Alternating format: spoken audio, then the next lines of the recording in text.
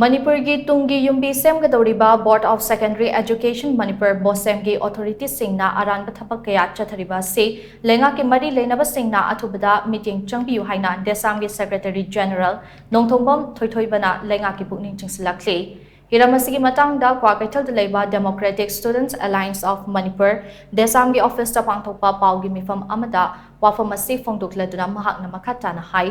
Manipur gi khwaidagi maru oiba office singge manungda ama oiriba Bosem gi authority na Aranba Thabak kaya chathabagi mami ama tarakpa se laibhak thibani board ki authority na masa gi khangnaba myoi sing thabak hapchin khibagi wari miyamna ngangnariba asiga mari leinana Education Minister amadi atai authority sing na ngasi fawba inquiry na chingba tawhanbagi pau amata fangdaba asina wafam asi achumba oigani haina DESAM na lawi masigi sumathakta board asigi corpus fund ase manghan takhanaba sinbagi mami amasu tari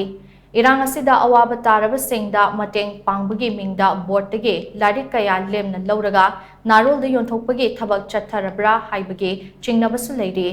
Miyoi kharana achamba che amada application ama iraga lupa lakh kayagi oigadaba larik kaya lemna lobagi thabak chathari lemna loriba larik sing adu SSA gi makhada not for sale thaba larik sing adu nate aduga not for sale thaba larik pigi harabasu larik logadoriba sing aduna not for sale thaba larik pibiganu haina thaba wafam asina hena chingnaba phawhale Nakalamaromda board na puthokpa larik singge manungda class 2 ge maths textbook ta mayek chaithokpa muk chaithokpa number loidabana chingba asoiba larik kaya yauri maram aduna lamda masigi tungi yumbi shemgadouriba Bosem gumba office amada asigumba pamda thabak Chathariba sing ase Leingak na Changbiyu loinana DESAM na mahiroi singge damak ta chingshillakli ba thabak thoram sing ase Leingak na thabak to onthok biduna tungi mahiroi sing kanbiyu haina mak na makata khe Manipur ki education bu nungsiba amadi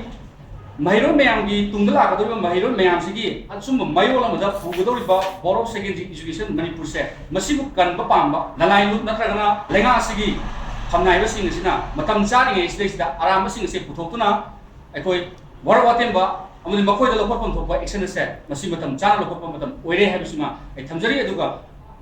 Manipur ki honorable chief minister su masi gi matangda akhanaba mijeng ama changmu thok tare aduga tongan ba leiriba education bu pamjaba education bu afaba mayo da pugo pamjaba nangai lupsing adu education mari leinaba sing su masi matang sida koi mijeng changmu thok tare habisuma ai thamjari